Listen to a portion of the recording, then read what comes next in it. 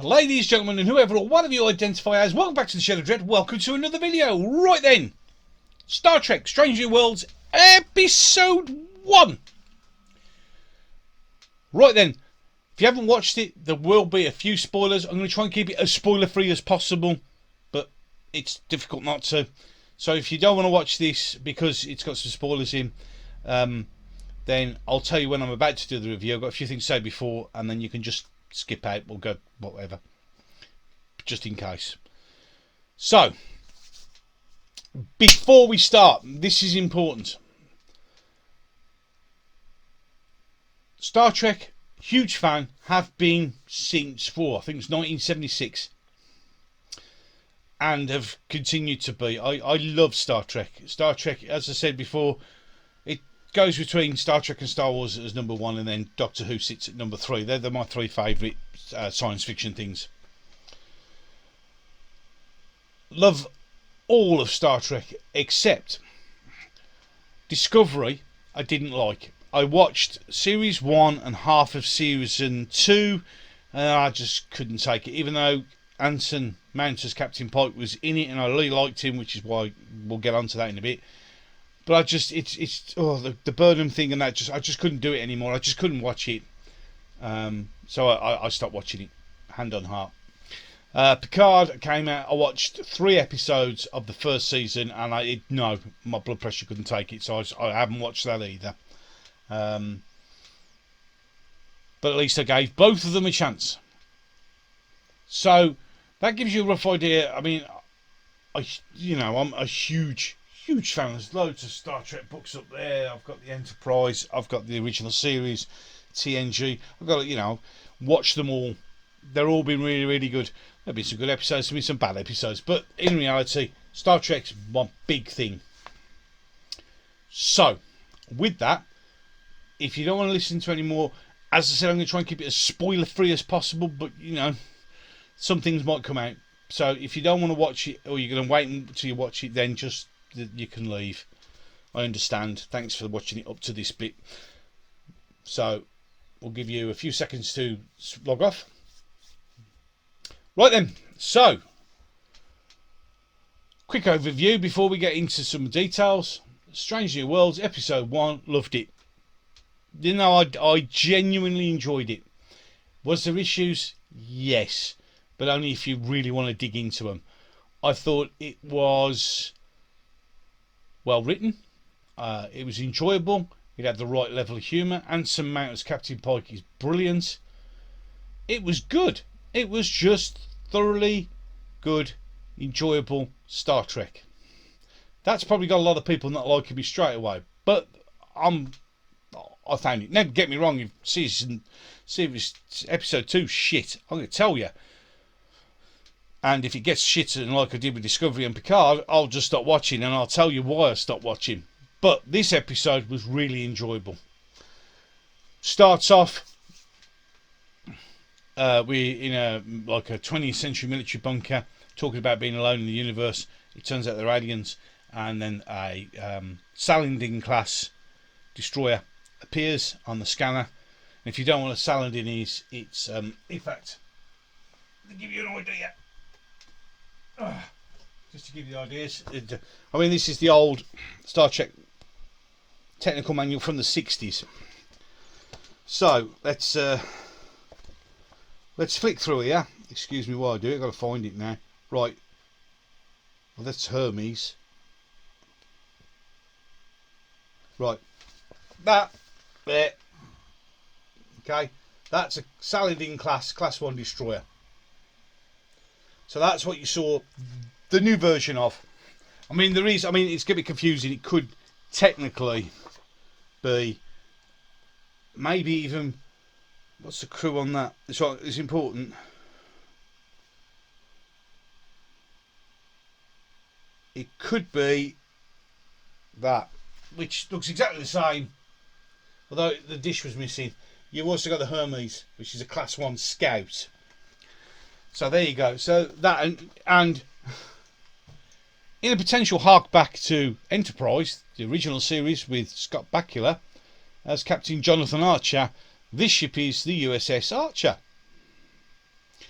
Then it cuts to a woman lying in bed with her arm like that, and you can hear a transporter, communicator blipping.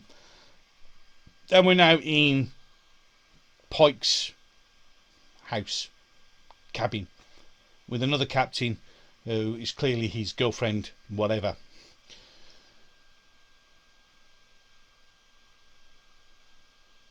It's set, for all you who don't know, it's set after the end of Discovery, after all that happened at the end of Discovery, which is a bit confusing because I didn't watch it. But in any case, that's where it is, and Pike is having to, he doesn't know whether or not he wants to get back. The Enterprise is back in space dock, getting refitted and re-equipped, and he's not sure whether he wants to go back because of all the things that happened. And I did say in the intro video that Pike sees himself in the wheelchair, and I don't understand. Well, apparently that happened in season 4 of Star Trek Discovery, so he was shown his future. I didn't know that because I didn't watch it because I just couldn't go. But so there you go. So that's how he can see. You can see him. Now, before we go into that, the bit where he sees where he gets disfigured is actually in canon correct. He actually got damaged in a plasma explosion on a research station. So that is actually right. So that bit is canon right. So in any case, he doesn't want to know. He's riding off his horse. The new imagined shuttles arrive, which I think it looks all right. It's similar, but as you would expect, different. Comes in and lands, and out steps Admiral Robert April, who is played by a black actor.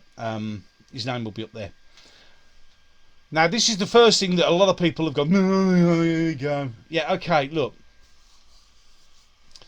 In the history of Star Trek, everybody knows, or if you didn't know, Captain Robert April at that time was the first commanding officer of the Enterprise. He overlooked its construction and he was the first captain and took it out. He was represented once in an animated series as a white person, and a lot of people refer to a book. I don't know if it's, have I got it here? I don't know if it's here.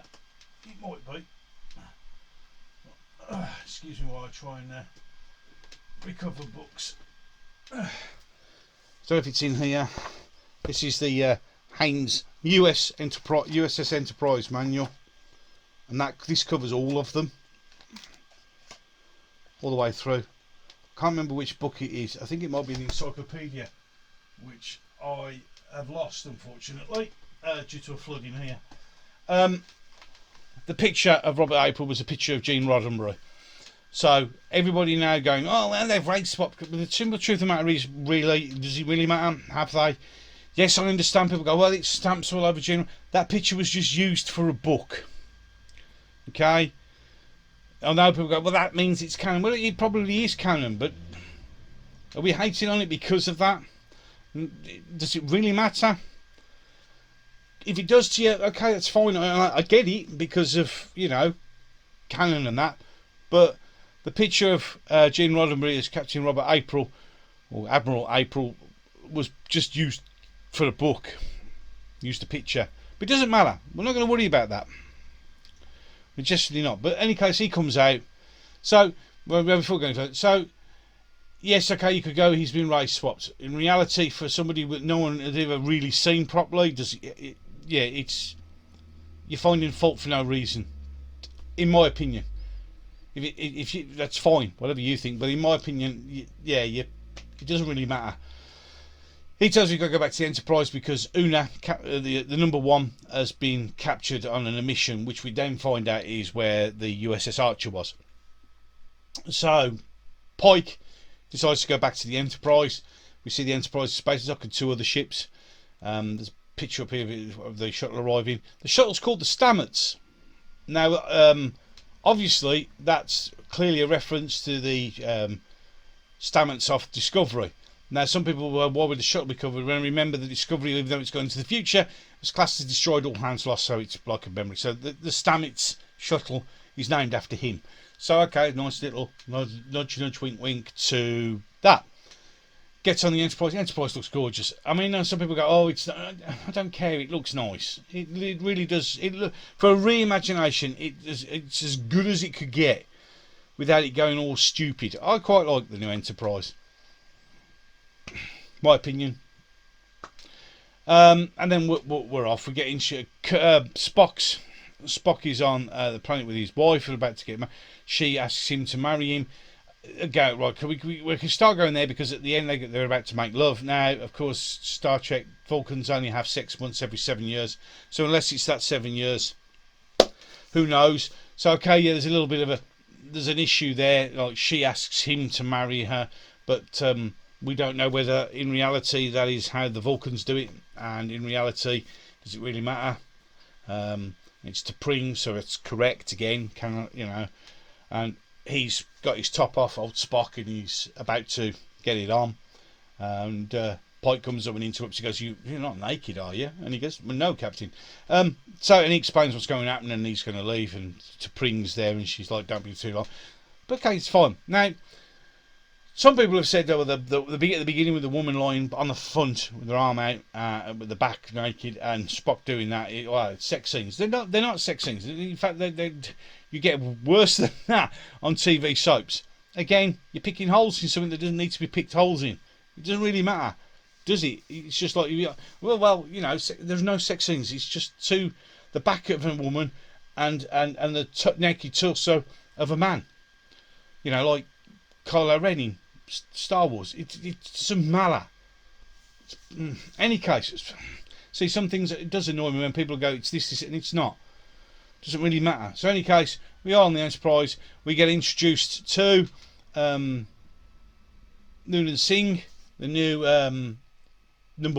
acting number one and security officer. Interesting, because the original Enterprise didn't have a bridge officer that was a security officer, but there again, who knows? And of course, everybody's going, "Oh, it's Noonan Singh." They'd know she's Khan's granddaughter.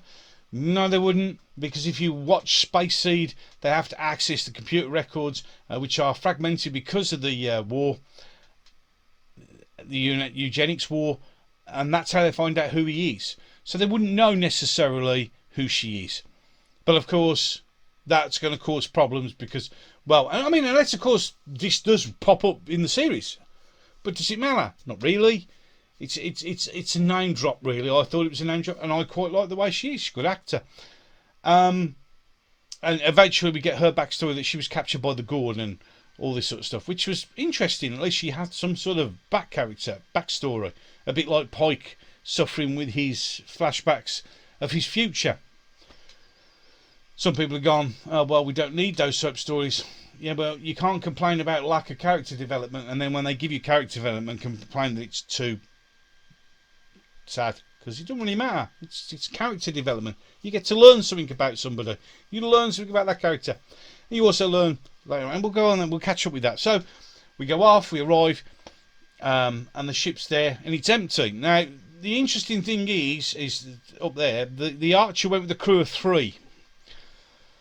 Right, so now some people go, "Oh, well, you see, you can't pilot a ship with a crew of 3. When they stole the Enterprise, they managed to do it with a crew of 5. Well, 4, and so it can be done, I guess.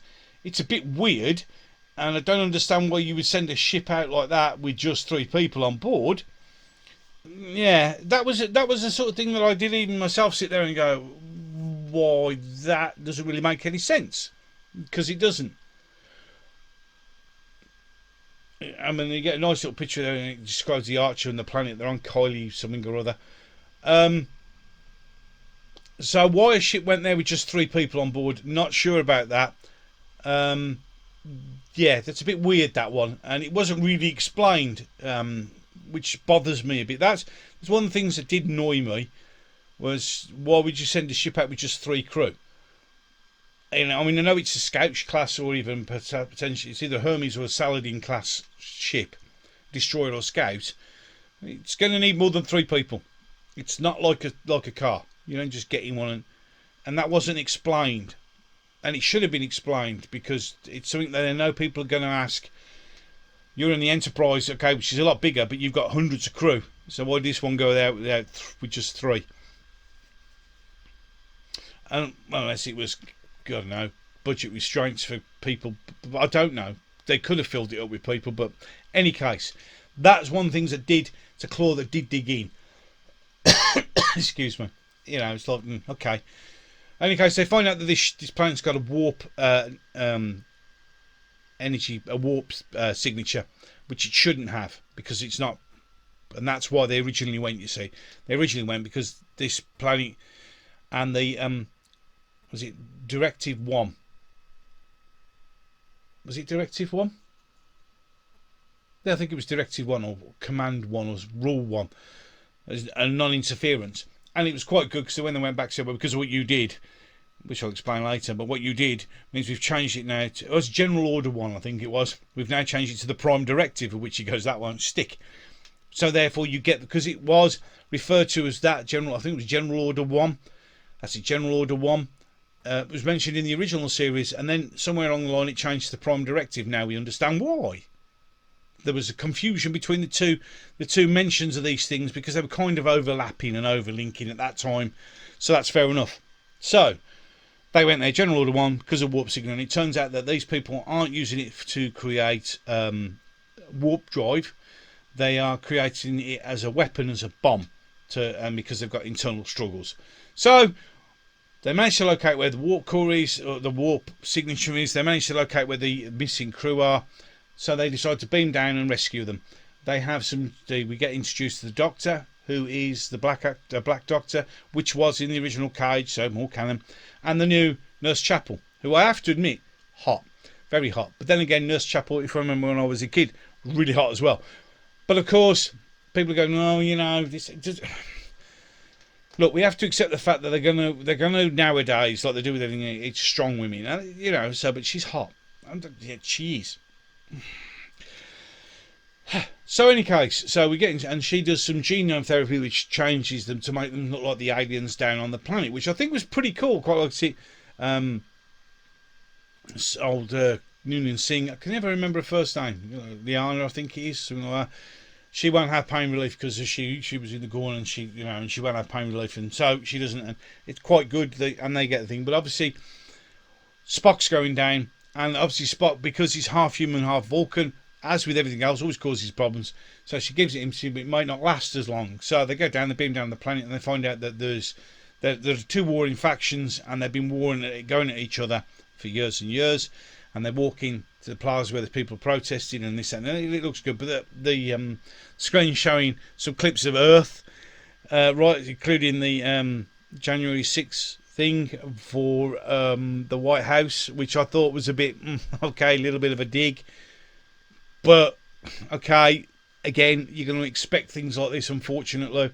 So there's another little thing that was like, did you really need to do that? Did you really, honestly? But in any case, again, it's only a small thing. It's a little bit of things that does distract, a little bit of annoyance. You didn't really need to put that there, but you did, because you've got to make your statements, I guess. But in any case, they carry on. They get there, and they've got to go. They manage to get some scientists' suits, and they're going in, and they reprogram their eyes for this genome thing to be able to go through the scanner. But as they get there, Spock's thing's wearing off, and then the transport chief, they're wanting to. Meanwhile, upstairs, the two scientists they captured, one of them wakes up and goes for a run, and Nurse Chapel sprints round after him. Okay, not really necessary. And why didn't they put the crew on intruder alert, for instance? And then they wouldn't have got that far. But yeah, it's just, got to have a bit of running around and a bit of drama, I guess. Not necessary. He runs into the lift, bumps into Uhura, who we've been introduced to as a cadet. Brilliant. She starts talking to him because obviously she's done some research on the planet and talks about the game they play on there. Keeps him distracted, comes on the bridge, psh, there you go, done. They get the sample, and they say to the transport chief, you need to beam this into Spock. And he goes, well, transport's not designed to do that, which is brilliant. I thought it was quite good. It was not designed to do that. I mean, well, make it happen. And he manages to do it, and as he's just about to get arrested, it goes back in, and it scans and it. And I thought that was quite good. I quite enjoyed that. It's quite good. You see how they use the transporter. Enjoyable. Bit of suspense. Worked well. And it's great to see that the transporter chief working something out and doing something for the first time when it works. Great. Brilliant. I like that. And he goes to go in. They rescue Una and that after doing a bit of a. They rescue them, and they explain that they come for the work, and that Noonien Singh and number one know each other, because she rescued him from the rescued her from the things she. Because apparently when you get captured by the Gorn, you either become food or nursery sacks for their thing, and then if one of you survives, they basically fuck you off back out into space where you're expected to die. And by pure chance, the ship that Una was on happened to find her, and that's how they know each other. Which is, again, a nice little bit of backstory. Enjoyable. So we got two members of the crew who know each other. Fantastic. No problem with that. They come out. Now, this is the bit where I got a little bit... Spock started to wear off, and it was really painful. Remembering that... I can never remember her first name. Nguyen Singh. We'll call her Singh. She did it with no anaesthetic. And she took it. But the pain was unbearable, and he screams, and then he just changes back to normal. I don't think Spock would have screamed. This Spock seems a bit... yeah. Again, something that I'm a little bit... But overall, would he have? But in any case, so they have a little bit of fight. They get captured. They let the others go. And Pike and Spock decide that they're going to stand and stop this because they can't afford this planet to destroy itself. They go, they have a chat, trying to explain that who they are, where they're from, and you don't want to do this with your warp bomb. And this woman goes, the leader goes, I don't care. And then they're going to be taken away, and he gives an order, and the Enterprise just appears in the sky, as if to say, you're talking about bigger sticks, look at my stick, which I thought was good. That's a brilliant use, even though, of course, that did violate General Order 1. But in any case, so it's there. He goes back up on his ship. They've got the two... Because that ship is there, they're now going to have a talk, the two sides, and the two sides are talking. And then they have the chat. Him and Singh, Noon and Singh have a chat. I have to remember her first name. They have a chat, and she's going on about survival and this, that, and the other, and, you know... He then has the idea to beam back down, and he beams down the middle thing, and he says, and then basically he shows these two warring factions what happens, and he goes through Earth's history about how the wars come on, and we had the eugenics war, and then it became World War III, and then the planet we almost evaporated ourselves to make a point, which I thought was brilliant, absolutely brilliant. That was the sort of thing that Kirk and Spock would have done. That's exactly what Kirk would have done, and he's done it on multiple occasions. And I thought that was really well done. And obviously they come peace, and they then indoctrinate them all and bring them into the Federation. And then you have sequences where they're beginning to learn technology. Now, if you're wondering where the warp signature come from, because the planet where they were was near where there was a big battle with Discovery, where Discovery went into the future, and they managed to, through their telescopes, find a warp core, reverse engineered it, and created it. So in reality, Starfleet created the problem, which is the excuse he used to get out of General Order 1. But then you can see them all drawing ships and that, and they're learning about other races. And so this planet is going to become a member of the Federation, and eventually it's going to have warp-capable vehicles, which is the reason for First Contact. Then we go back. Obviously, Admiral April says, I don't know how we got I had to pull some serious strings to get over what the mess you made, and they're going to call it the Prime Directive from now on. And as he said, Pike says that'll never stick because it gets broken on multiple occasions, especially by Kirk. And then he goes out, and they're in the space dock, and there's 4 domes. Was it 4 domes of trees and that? And he explains how those domes and that were put up there when the nuclear war happened to keep the plants so they could bring them back down, but they could never get them back down. So Starfleet built their first base around these things, and he said, like, everybody needs a second chance, and he offers Singh a position on the crew. So we have that, and then we have we all go back on the ship, and everybody's had a chat, and while we're talking about, he's asking for Lieutenant Kirk. So immediately I can imagine, I was sitting there thinking, no, I don't know, because James T. Kirk didn't serve on the Enterprise until he became captain. That's canon. And they go, Kirk's on the way, and when it comes out, it's a guy with a moustache, and it's his brother Samuel. Now Samuel Kirk, I can't remember, the one with the parasites that stick to the thing, I can't remember the name, I'll put it up there, can't remember the name of the episode, up there. He was there, and he died there, and he was a guy who had a moustache. So we've got Kirk's brother, who is now on the bridge of the Enterprise, working under Spock. Whether that's supposed to be an in-joke, I don't know. Does it really matter? No, it's just another way of bringing some... Because Samuel Kirk did exist. So it could be building a little bit of story there, and then it could probably explain why the friendship between Kirk and Spock, when they're together, melded. Perhaps he builds up a nice relationship. It's a potential of a backstory. I have no problem with it at all. I genuinely don't. I thought it was okay, interesting. We'd be interested to see how this goes. Let's see how this goes. Let's see how it pans out. And then we're all there, and they say, where are we going? And he goes, and then he does the space, the final front, and he goes, these are the, and then he goes, our strange, to explore strange new worlds and all that. And Uhura turns and goes, cool. That was it. Okay, I get it. She's young, cool. Read it. Yeah. Okay, but fine. But then, and that was so. I mean, basically, I've skipped quite over the episode because I don't want to go into details. Because genuinely, I'd love you to watch it. I'd love you to give it a chance. Potentially, this could be the only decent episode, and it could be shit. Who knows? I'm going to give it a chance. Episode 2 will be reviewed when it comes out, which will probably be next weekend. It comes out on a Thursday, probably recorded on a Saturday, and then come out on a Sunday, so you can watch. So you can tell you all about it. But I enjoyed it. I thought it was good Star Trek. Not amazing Star Trek, not fantastic Star Trek, just good, solid Star Trek. It's going to be episodic. You can see it's going to be episodic. There isn't going to be any massive. Well, I suppose there is. You're going to have how Pike deals with his future, whether we're going to see, because every time he looks in the surface, you can see his disfigured face. I'm seeing him in. So I don't know. But at the end, he said, well, I'm lucky, man. So maybe that's just going to be dropped. But it's going to be episodic. I mean, they do a coming up soon, and it's got lots of flashy stuff that attracts young audiences. So it's going to be episodic. I mean, the next one's about a comet hitting a planet. Children of the Comet or something like that, I think it's called. I'll get that right. But hand on heart, I really enjoyed it.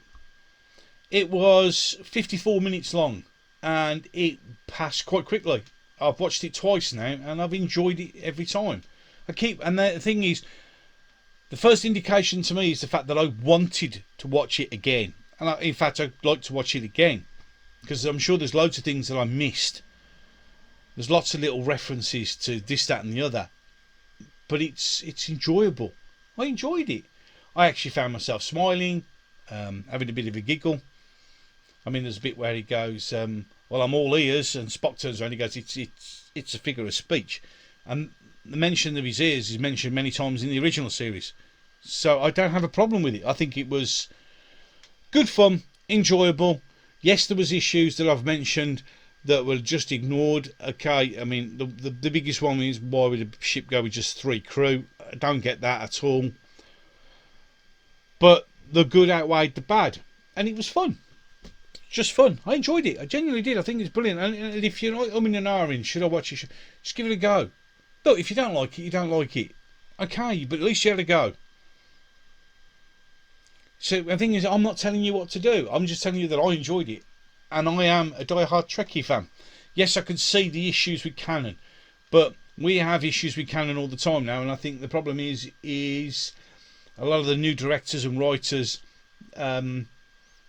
see canon as something to hold them back, which it's not. And so I get it. If the insults to some of the canon, I get it. I genuinely get it. But I'm prepared to overlook those, to be able to look at this show and go, you know what, that was fun.